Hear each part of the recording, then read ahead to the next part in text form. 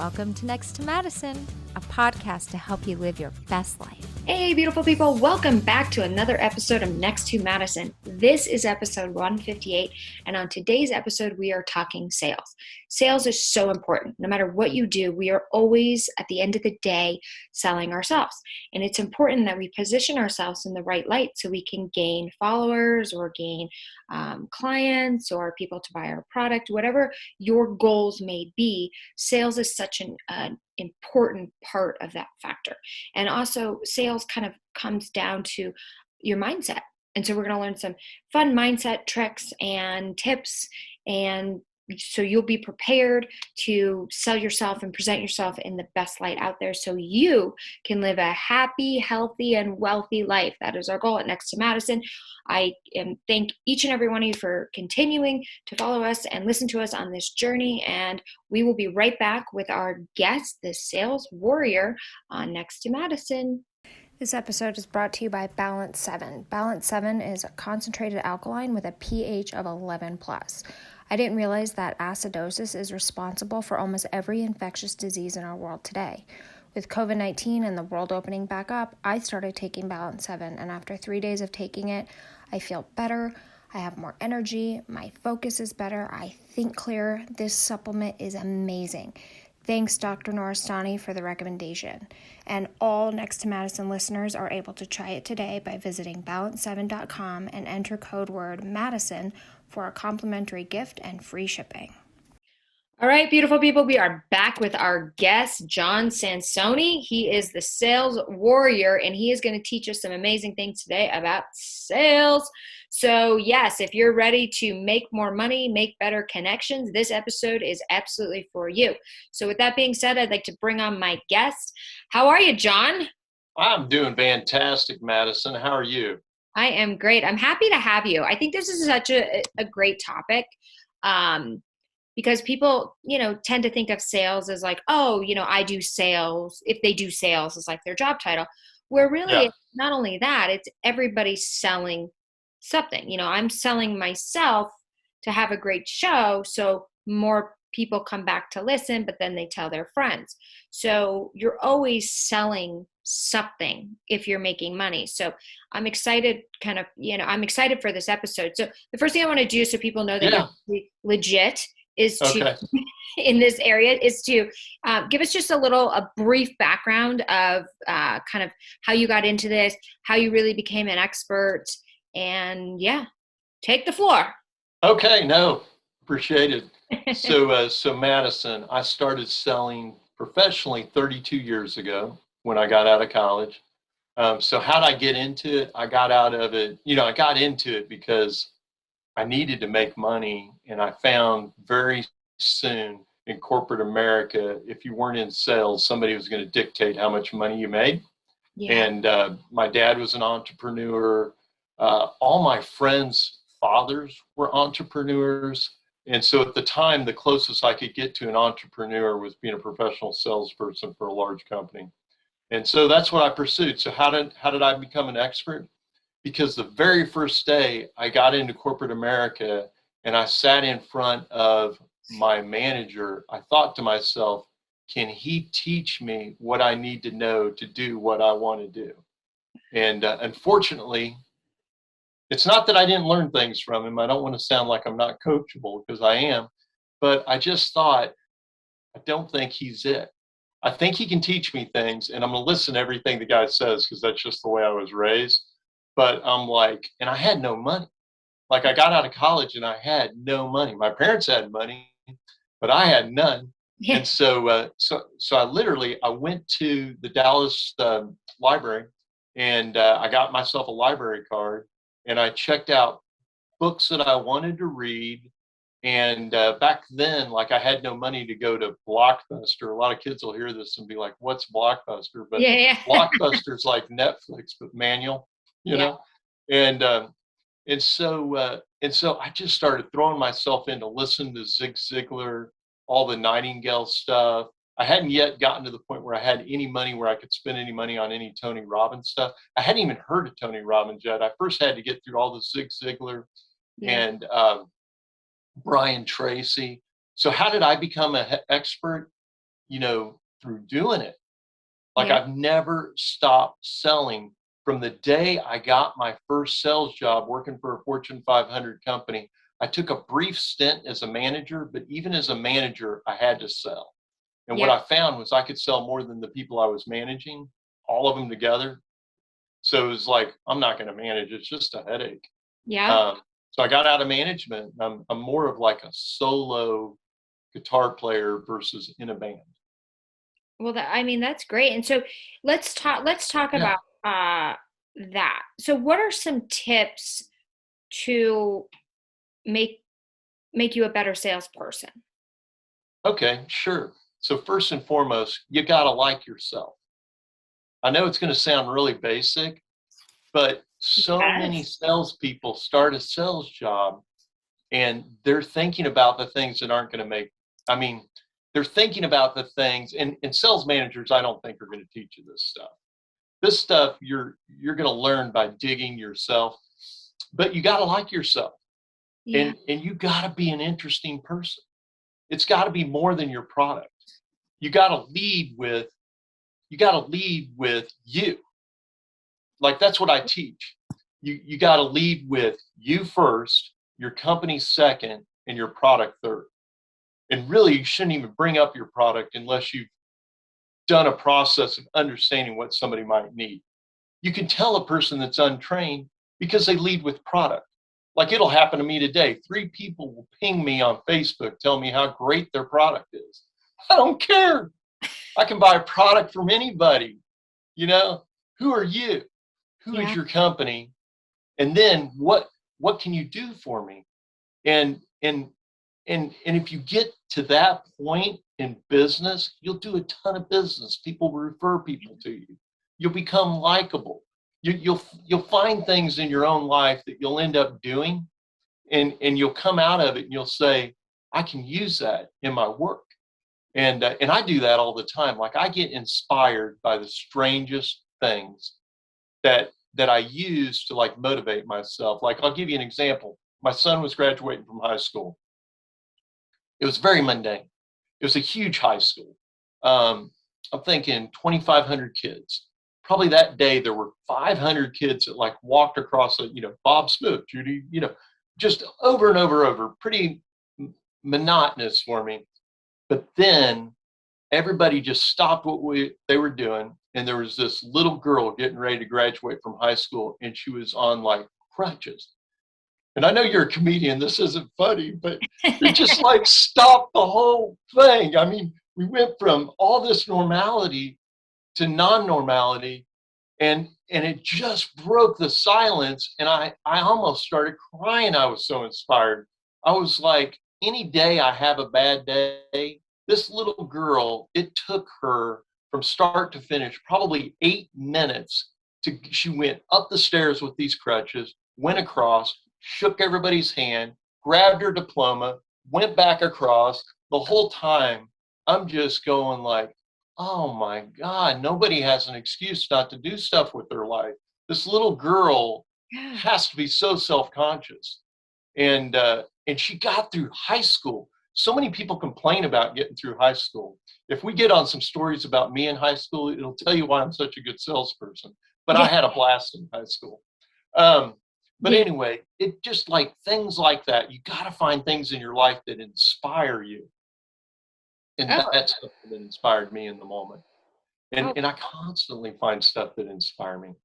yeah. And that's such a good way, having your eyes open and your mind open, and being aware of what's around you, not always having your face in your phone, because you'll miss so many things that could inspire you. So, Absolutely. Yeah, and know who you are. Like really be able to sell yourself as a product by being able to take who you are as a person and identify it as specific benefits of doing business with you. exactly. So let's talk about those 3 steps, right? You talked about, Okay. okay, what makes great sales tips, right? It's Hmm. like yourself, and be interesting. Then you start with the company, then you start with the product. So I want to kind of go through those a little bit. Yeah. Let's talk about how do you like yourself? I mean, I like myself, but we all have something we don't like about ourselves, because that's just Yeah. so You how. know, Yeah, help sure. listeners today. I always want to make it very specific so listeners listening can say, bam, that's one change I can make today that's going to start improving my life. Tips to like yourself. Okay. So here's what you do. Make a list of everything you don't like about yourself. And I know that's going to sound really strange to everybody, but it's so much easier to make a list of what you don't like about yourself because that's just how we're wired. Make a list of everything you don't like about yourself. Next to everything you don't like about yourself, put right next to it why that's a benefit to you. Give us an example. Okay, so let's say you do things without thinking. That sounds kind of negative. Do things without thinking. You're not a very smart person. Why would you do things without thinking? What's the positive side of that? You're spontaneous. People love spontaneous people. Yeah.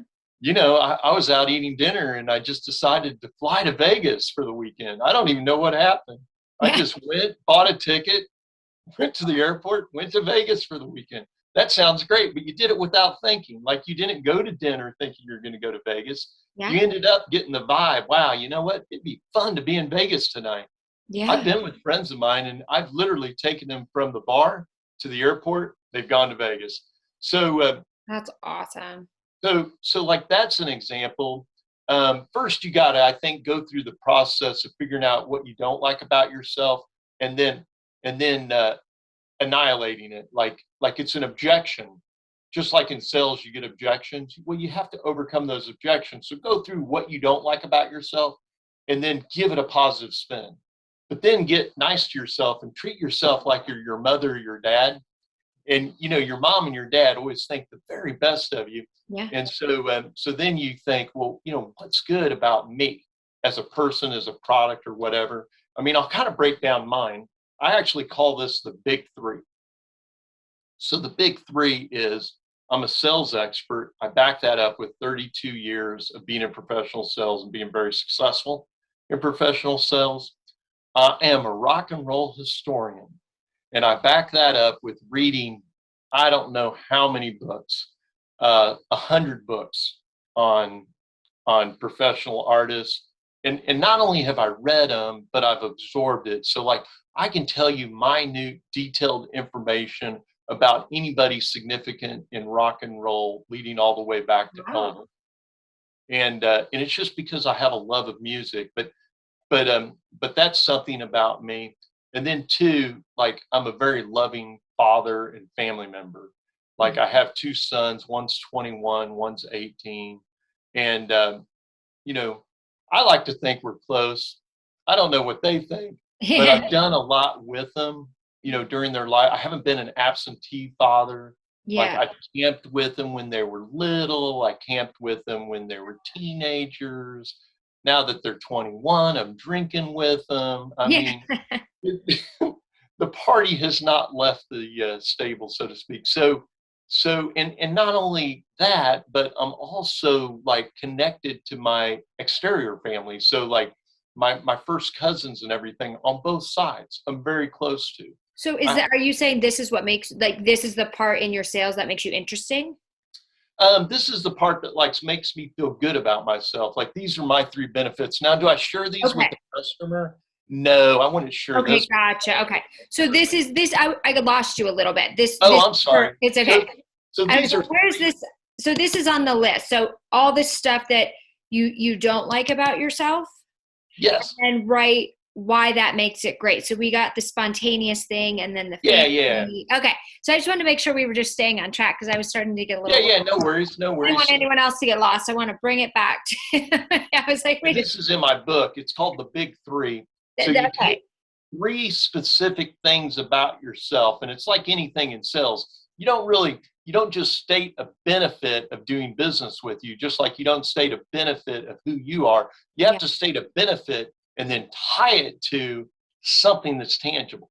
So I don't just tell you that I'm a sales guru. I tell you I've been professionally selling successfully for 32 years. Yeah. I don't tell you I'm just a rock and roll historian. I back it up with, I really am a rock and roll historian. Which is amazing. Okay, so that's the big three. Okay, so I just want to have it like to where it's very organized for people. Oh yeah, no worries. So write down all the things you don't like about yourself, and then to the side of those, put down how that can be a benefit. So what's another example? You use spontaneous, like before you do the big three. So you use spontaneous, and then maybe you say, I don't know. Okay, how about I'm an overeater, or so you don't have to be an Okay. overeater. You can be a food enthusiast. Oh, I like it. Okay, and one more. Is there another example so people can? Well, let's see. Well, I hear this all the time. People say they have like ADD, ADHD, Yeah. this, that, blah, blah, blah, blah. Or they go the other direction and they say, I have Asperger's, I'm autistic, I'm this and that. Like when I was a kid, they didn't have names for any of this stuff. So like me, they would say I'm gregarious, right? I'm also all over the place, but they would say like I'm gregarious, right? Okay. And then my friend, like I got a really good friend of mine, Matt, who's an accountant, they would say, Matt's really quiet. That's what they said back when I was a kid. Now they would try to put some kind of label on me, and then they put some kind of label on Matt. And that's disadvantageous. That's the worst thing you can do, because you will emulate whatever label you give yourself. So you got to give yourself a label. Like the name of my book is called Sales Warrior. People Yeah. need to own it. Like, I am a sales warrior. I'm a champion. Yeah. I'm going to get like knocked down in the field, lose half a leg, put a tourniquet on, and keep striving forward and make that sell. Yeah. Well, That's exactly. the attitude. So it sounds like basically what people really need to do, to summarize that, is to write things that they don't like about themselves, but then turn it into a positive. So you're taking the negative to the positive. So if you guys are at home and you're listening, you can bring out a piece of paper, start doing these exercises, but then turning it into a positive, which is That's the right. key. Yeah. We're not negative. Negative mindsets don't get rich. Remember that. They step and they get in your way, and it's not a good thing. So that's good. I like that. I've never heard somebody start with write down all the things you don't like about yourself. Usually it's write down all the things you really like that you're good at. I like to curveball everything, but I like like, please, people, don't say that you have ADD and ADHD. Maybe instead you're creative. Uh-huh. And two, sometimes people will say that they have something, but they're not taking into consideration the other variable. Like they'll say things like, oh, well, I'm a poor reader because I opened this book up and I didn't really understand it, and I couldn't, it wouldn't keep my focus, and maybe I have ADD, maybe I have ADHD, maybe it was a poor author. Yeah, that's what I was gonna say. Maybe the book And, just sucked. and you have no interest in what you're reading, and or you have no background in what you're reading. And so if you have no background in what you're reading, there's nothing really to hang a leaf on, so to speak. Yeah. No, absolutely. Right. You choose books that you're interested in. If obviously you're not interested in the topic, it's going to be very hard to get through. So are there other quick steps to help like yourself? And you guys all should like yourself. I know sometimes we all look in the mirror and we say, oh, I wish I had straight hair. I wish I had curly hair. I wish I was younger. I wish I had that. You can't change it. You are made perfectly the way you are. So accept it and live with it. But if you need some help with confidence, what else can we do? Warrior vision list. So my book, Sales Warrior, and you hear people say things like, make a list of goals. To me, that's, I mean, I've been making a list of goals, but a warrior vision list sounds much more sexy than making a list of goals. So warrior Yeah. vision list, and almost like the term warrior means that you're already winning. Yeah. And so in us as humans, we are always trying to make a goal happen, whether we know it or not. Tony Robbins does such a good job of this, and so does Zig Ziglar. We're goal-seeking organisms. We're always trying to seek a goal. Even the guy right now, that if I get in my car and I go down to the bar, like I'd love to right now, but I have to work later. Yeah. But if I did and I sat there and the guy's just sitting there milking whiskey all afternoon, that dude's got a goal. He's trying to get rid of whatever emotional baggage he has. And he thinks sitting in the bar sipping the whiskey is going to help him. But he has a goal and he's trying to change his state. And that's what we are. So like, how do you move further along to liking yourself? Most people will like themselves more if they're in the process of achieving a goal, even if they haven't achieved it. I'm even going to say that. That's good. I like that. Really resonates. Yeah, as long as you're moving towards your goals, you are going to be happier. Yes. You're excited about reaching that goal. And more interesting. Yeah. Absolutely. I mean, That's okay. the young man right now sitting in the fraternity house, hung over on the couch, not going to go to one class today. He has a goal too. To feel better? to feel better and he's trying to isolate himself from pain. Like we're either trying to gain pleasure or not have pain. That's the two things that drives us. We're either trying to gain pleasure or avoid pain. And so that's a Tony Robbins thing. We're either trying to move towards something that's pleasurable for us. That's why people will drink a shot of whiskey when they get to a bar, me included, because immediately it's fun. Like your state management improves immediately. And that's why people do the things that they do. And the kid that's not going to class, he sees too much pain in going to class. Maybe he drank too much. Maybe he's depressed. Maybe he's flunking his classes. I don't know what's going on with that kid. He's an imaginary kid. Yeah. You can see I was in a fraternity, though. I know these kids exist. Oh, exactly. No, that's very true. Okay, so Warrior Vision List is essentially a list of your goals that you want to move towards achieving. So it sounds like, and a lot of people have come on this podcast and talked about goal lists, and we've talked about vision boards. And I think the mistake that I've made in the past, and I think mistakes that people make, is that the goals are most of the goals that they write down are so far out. Right. That they when they are taking longer to reach them, they get discouraged. So I think it's maybe like to have multiple goals, but like shorter term, midterm, long term. So at least you're always kind of reaching something. Like my goal today would be to run 2 miles. Nice. Okay, I don't run. I'm starting to train for some race only because I took a bet with somebody and I don't want to pay them. So running 2 miles, I can do it, no problem, but it's kind of a big deal for me because I usually just run a mile and then do the elliptical or go on a bike or something.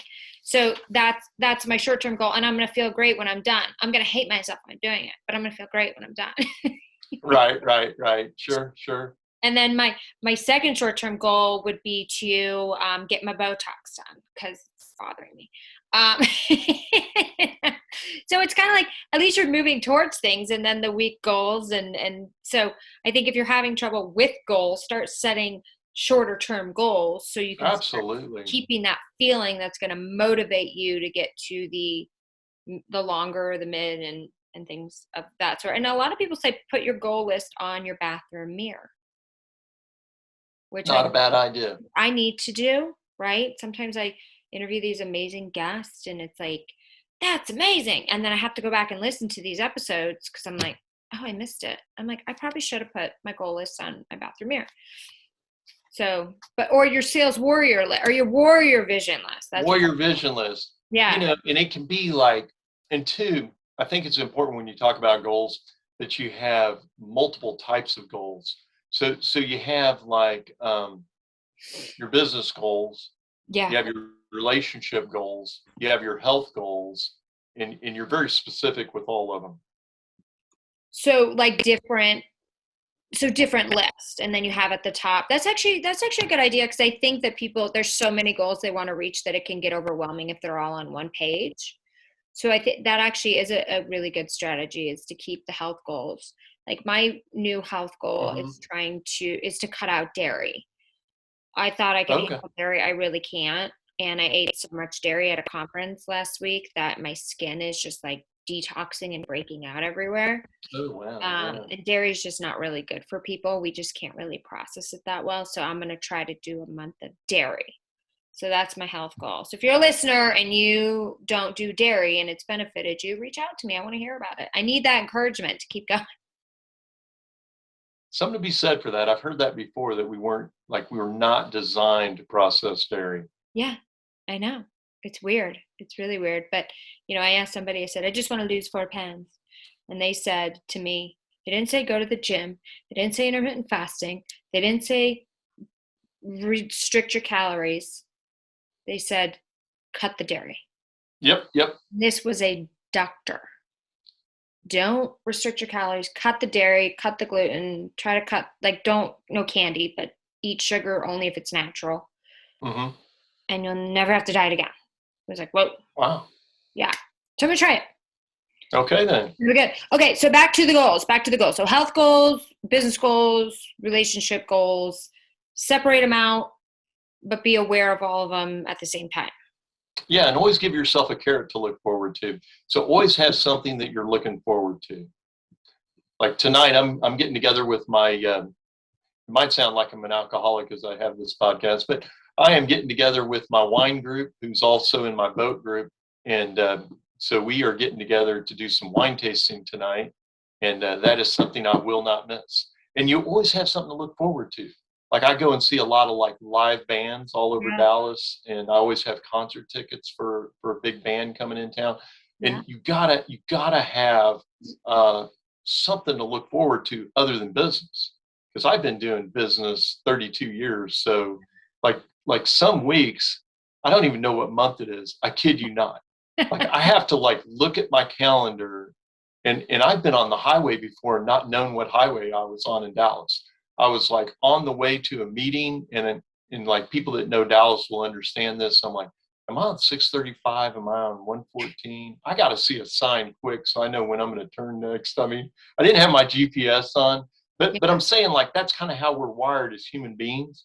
If we don't have something that jazzes us, and I teach that a lot in my books, like you got to have something that jazzes you, not that jazzes your boss, not that jazzes other people around you, something that jazzes you. Oh, well, exactly. And that's why they say, like, you have to work in what you love, or else you're going to be miserable, because it's just, you have to have, reaching that goal, moving forward, looking forward to something. That's why they always recommend when you get home from a vacation to start booking your next vacation, because you always have to have that thing, like, that's on the horizon to look forward to. Bingo. Yep. So, Yep. well said. All right. So sales tips was like yourself, be interesting. Those are some great tools, reach your goals. Company, I don't want to go into this too much because some people will be like, I hate my company. It's not my company, But talk about that a little bit, of why you should talk about the company before the product, because you're selling. Oh yeah. So people want to feel comfortable with what they're buying. Yeah. So you need, even though you could have a identical company and almost an identical product, and beer is a great example. There's very little difference between like Miller Lite and Bud Light. True. People might argue with me on it, but chemically speaking, it's the same exact thing. Yeah. And so Miller Lite and Miller didn't have this to say, but Budweiser said Beechwood aging and processing. Well, most beer is Beechwood aged and processed, and but they said it first. So you differentiate yourself with the oddest things, but you have to differentiate your company. If you don't differentiate your company and really like have it in your heart, people are going to sense that, and they're not going to want to buy from you. Like one of the best things you can say is that you love what you do. Most people don't love what they do, but if you're in sales, you better love what you do, because if you don't, you're going to be very hungry. Yeah. You have to tell people. Yeah. In fact, this is funny.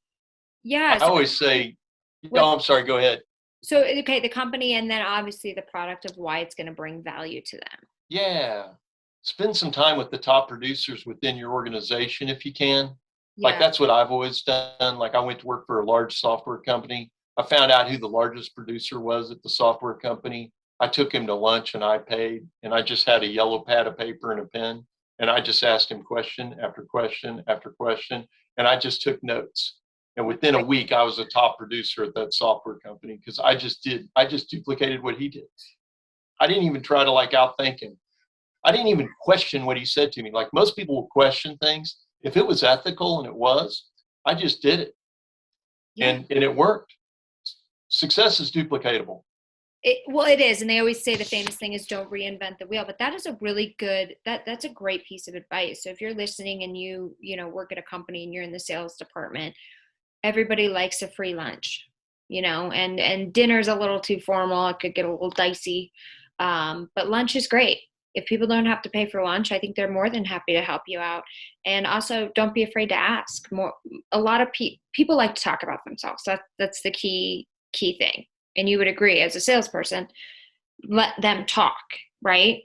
So I like that, and learn from them. So please listen to that advice if you're at a company doing sales. But I want to talk about for other people too, like good ways to sell yourself. You're not at a company, but we're all selling ourselves, right? Whether we're on Instagram selling ourselves for more followers so we can then get paid to be an influencer.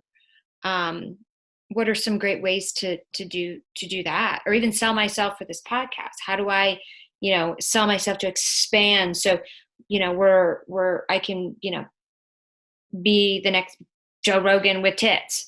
I love Joe Rogan, but yeah. No, that's great. So you got to find a way to wow the audience. Mm-hmm. So somehow you got to develop a wow factor. And, Okay. and I don't know what a wow, everybody's got a different wow factor, so to speak, but you got to develop a wow factor. Something when people see a picture of you on your podcast, they go, wow. And it might be just because you're, pretty, obviously, but it could also be like this really cool T-shirt that you wear.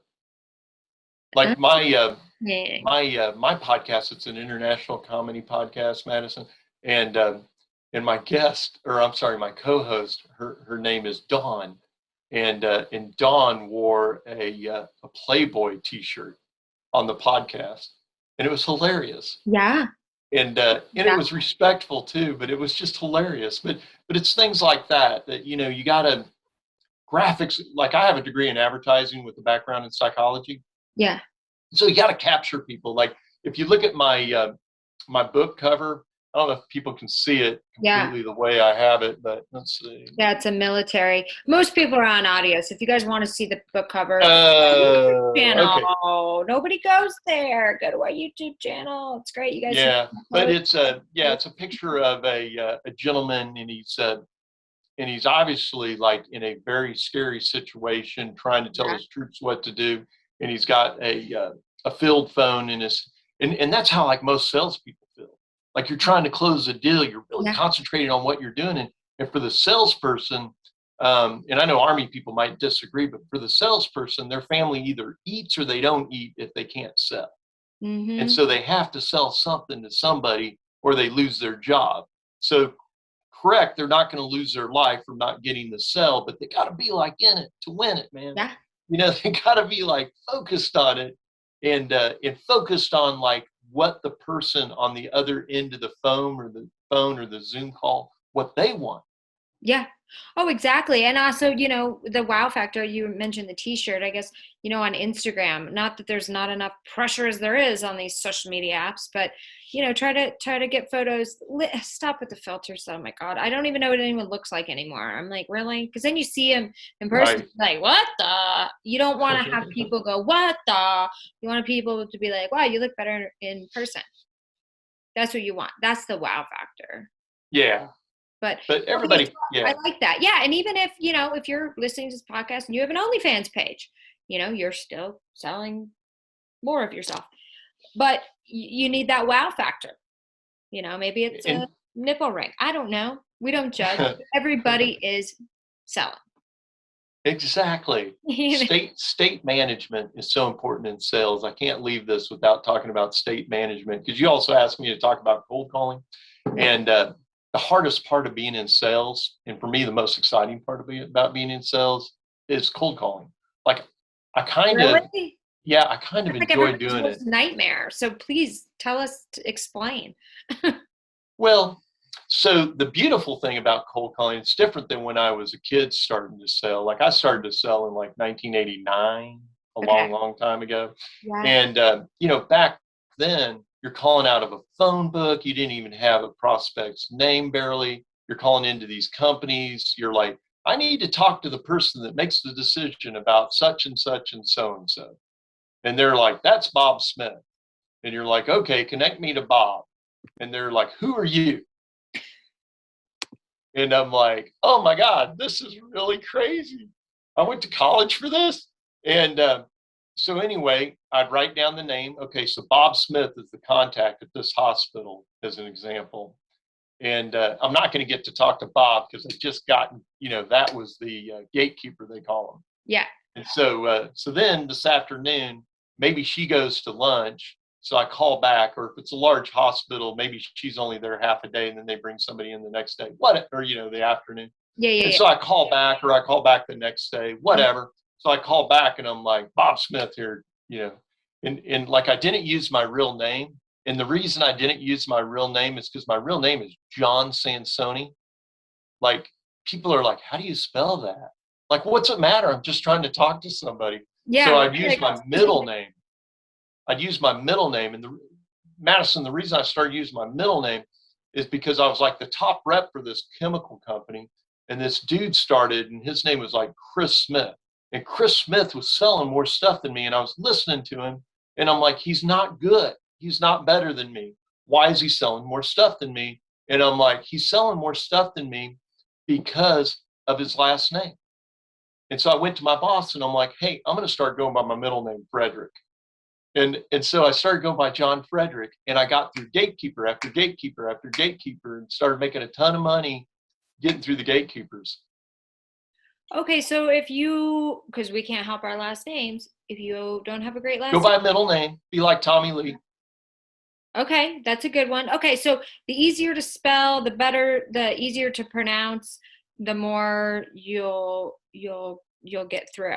Okay, so that's exactly good. And you guys, this isn't for sales. Because I keep thinking, like, when I'm listening to this, I'm like, oh, a salesperson at a company. It's not. This applies to everything. Like, everybody's selling. I have a production company, right? And we're trying to obviously expand our section of it, which is corporate video. And so contacting these people, even though we've got a ton of work that we've already done and stuff to show, it's difficult because it's like, how do you break through? How do you get the phone numbers? How do you do this? But yeah, these are good tips. I know sales can be very boring and people are like, sales. But it's kind of how you make money. So even if you're in cryptocurrency, you are building a big social media following, because that's very important in the crypto market, through Twitter, kind of like the Twitter community, and how you can get more exposure and be seen more. You're really selling yourself, right? So it's the tweets you put out.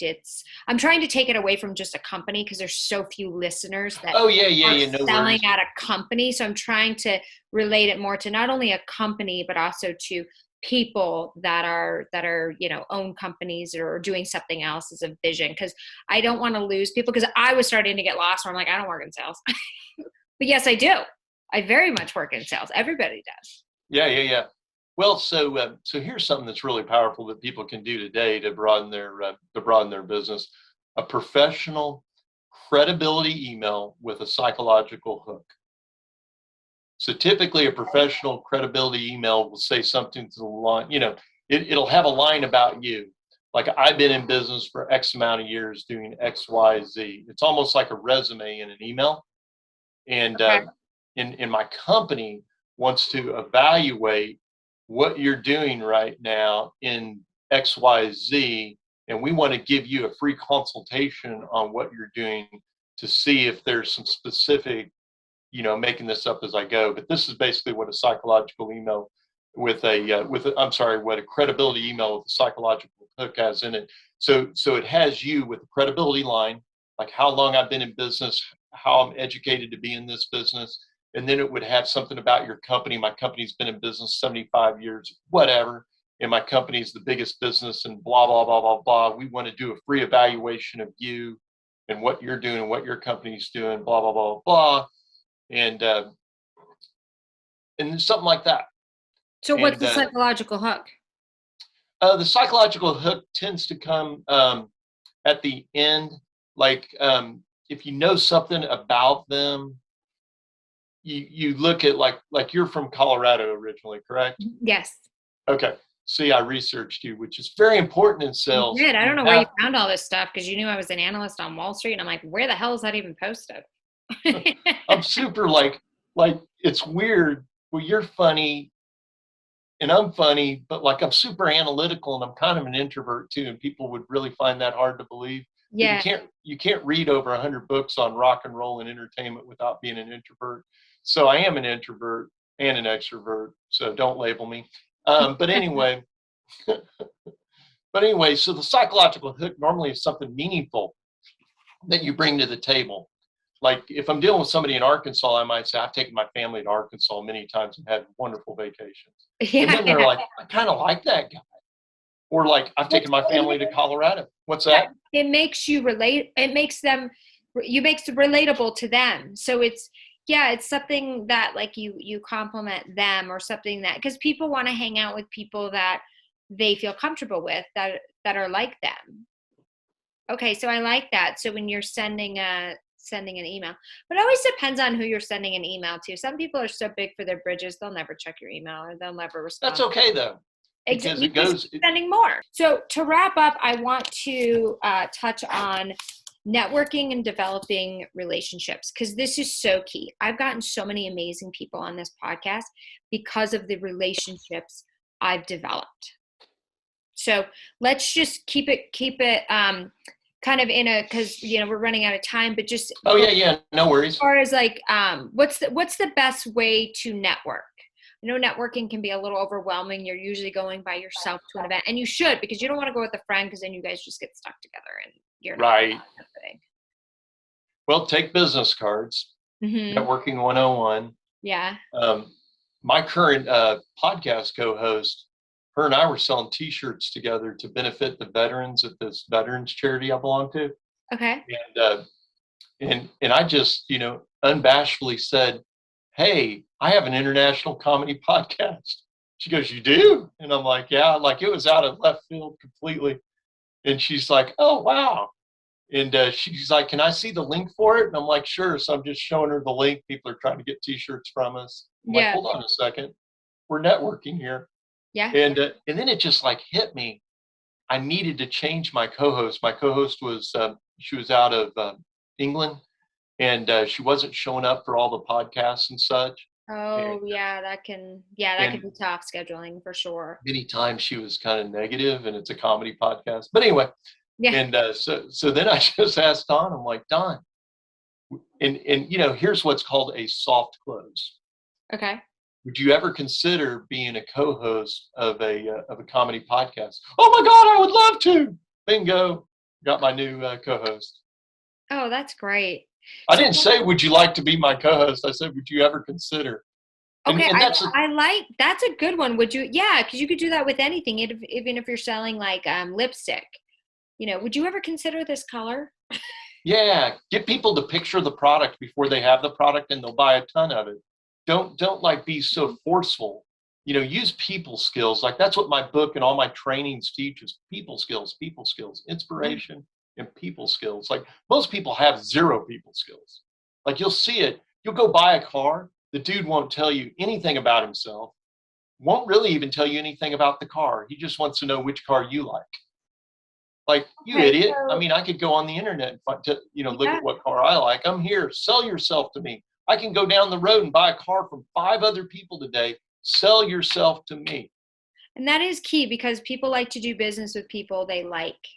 And then bingo. Commend people. So definitely, even if you feel like you're not likable, you are. Everybody is. Find out those things that you do like about yourself. I know you said at the beginning, like write down the things you don't like about yourself, I think, and then turn it into a positive. But I think you should also write down the things that you do like about yourself too, because you're amazing and you're worth everything. So that's just an exercise to spin the negative to a positive, but also look at the stuff that you do like about yourself and things that are interesting about you that you wouldn't even think of. For me, it's like, oh, I did karate and I almost got my black belt, but I quit at high brown and I shouldn't have done that. That's an interesting fact. People would never expect me for somebody who did martial arts. So think of those like those different things. So when somebody brings up something, you can relate to it. And I think Exactly. it was like, get out more, travel more, experience things that maybe you don't like, but just experience it. Cause then you're going to have more to talk about with people to relate to them. But yeah, Absolutely. networking, right? Would you say like just be, I don't want to talk too, I've been talking so much, but be yourself. Yeah, be yourself. And, along the lines of liking yourself, you'll find that when you're in the process of growing a business and getting out of your own comfort zone, you'll start liking yourself more. And the other thing I would share with your listeners is we always want to make a goal for the touchdown, but no football game is won by every single play somebody scoring a touchdown. There are multiple plays that have to occur before a touchdown occurs. You got to run a short game. You got to run a run game. You got to have a pass game. There's a lot that goes into getting a touchdown. There's a lot that goes into being successful in life. Yeah. And the more you approach it play by play, and I learned this from my mother, the happier you'll be. Like, don't try to think, oh, I want to be this. That's great. But you got to go through the process of getting from step A to step B to step C. So important. And reward yourself for making the steps forward. Yeah, that is so true. It's like you gotta acknowledge your accomplishments, but enjoy the process. There's an old thing. It's like a lot of people say, "Oh, I'll be happy when this happens," or "I'll happy," but it's like, well, why not just be happy now? Like, why? What? Everything's always being and I was guilty of this for a long time. I'll be happy, when I have this, and when I have this, and when I have this, and you're basically just waiting to be happy. Exactly. So, yeah, there's a great short-term goals and realize there's a lot more that goes into that end goal. I like that. Good job, John. Yeah, absolutely. I've read a ton of stuff in my lifetime that hopefully I can share with others. Yeah, exactly. Okay, well, good. Well, I like this. And then you also do coaching. So where can people find you if they want to go to one of your seminars to become a better salesperson? Well, my stuff's so easy. I have a website. It's called saleswarriorinspire.com. Okay. And out there, they can click right on my teachable course. It's called Sales Warrior Module 1, Sales Warrior Bootcamp Module 1. Okay. And so it's 30 action blocks, a 3-day boot camp that people can take as they need to. And, it's audio, video, worksheets. And I give my book away for free. Typically, my course is $400. When I do podcasts like this, I offer it for $199. So it's a daddy of a deal. Being in sales, most of the stuff goes for like $1,000. Yeah. And I just, I'm trying to give something to the universe that I don't think the universe has. Like, here's something, and you might find this egotistical, but like, there aren't cool people that do sales training. Okay. I haven't had a lot of sales training, but you seem cool. So I'm going to. That's it. Like, I'm a cool person. Like, rock and roll people love me. I can go into like a backstage event with a band or whatever, and they think I play the bass. I don't. I wish I did. But I'm just saying that, like, the world needs like people they can relate to learn from. Yeah.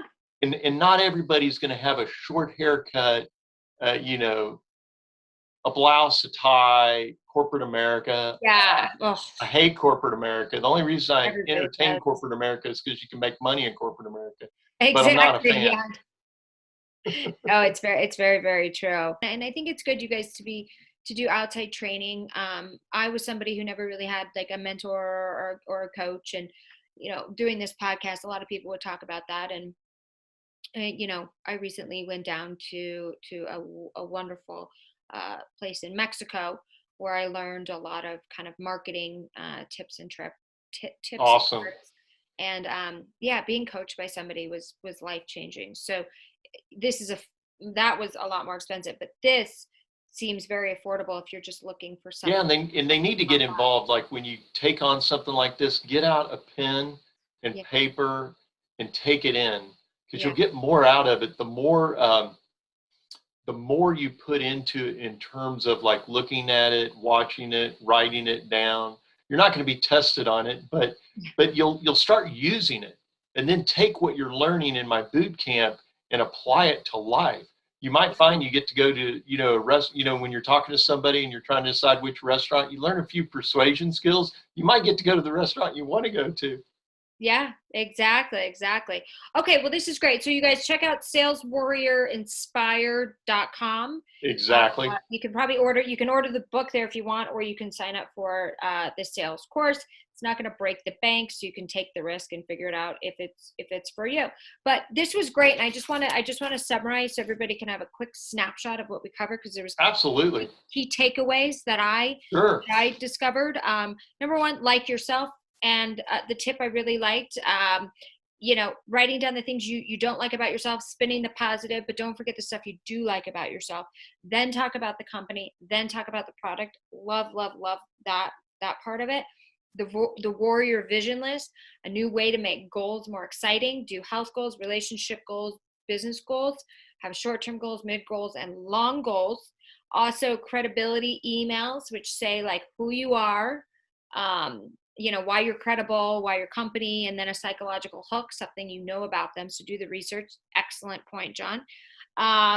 And also, differentiate yourself, create that wow factor. Maybe it's a funny t-shirt that catches their attention, either on a podcast, or if you're going to a network event and you're a guy, maybe you buy a funny suit, right? Or maybe you buy something that's funny, that's a conversation starter.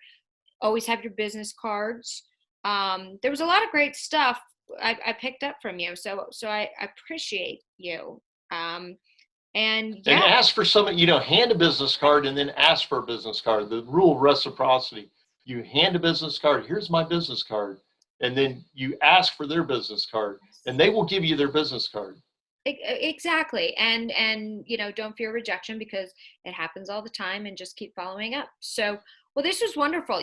John, thank you so much for taking time out of your busy sales day. Oh, absolutely. To share these fun little tips and tricks. And thank you all for taking time out of your day to listen. And I appreciate all of you. And we will see you next time to find out who's next. Hey, your host here, Madison Malloy. Please make sure to subscribe to the show on all podcast platforms, and please rate and review us on iTunes and Spotify.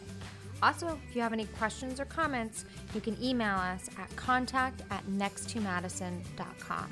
I thank you again for listening. Bye.